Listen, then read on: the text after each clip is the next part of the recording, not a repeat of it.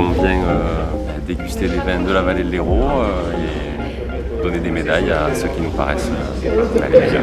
Ici la cellule de dégustation et la fiche de notation.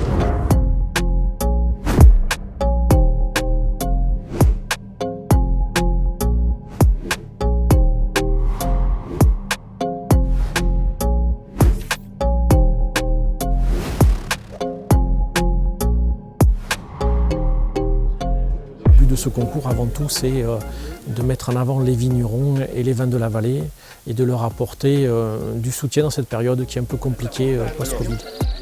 C'est pour dire qu'il y a de la vie et que malgré tous les aléas climatiques et tous les inconvénients qui nous ont frappés, dernièrement ce gel qui de mémoire d'homme n'a jamais été connu, c'est le soutien avec la communauté de communes Vallée de l'Hérault. Président de la Vallée de l'Hérault et initiateur de ce concours des vins, Louis Villaret, à la Vallée de l'Hérault, il y a une forme de transmission, de transition.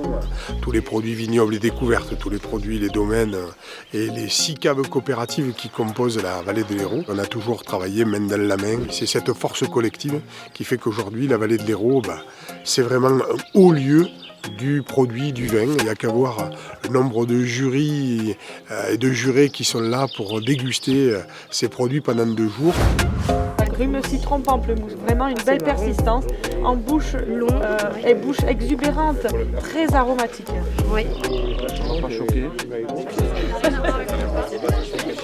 Que des bons vins.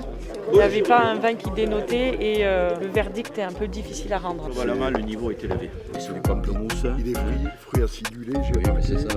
C'était les colliers de bonbons qu'on était. Ouais, c'est ça. Ce qui est l'identité de nos vins, c'est vraiment la diversité ici.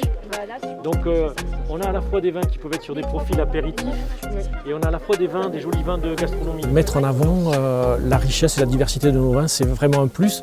Il faut savoir qu'il y a eu énormément de progrès qui ont été faits sur la qualité notamment des vins blancs et des vins rosés ces dernières années.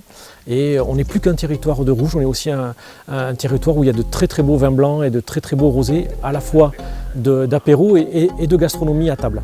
C'est un concours qui commence à être nationalement reconnu, voire même internationalement. Donc il devient l'ambassadeur de la réussite ou de la qualité des vignerons sur leur travail autant à la vigne qu'à la cave.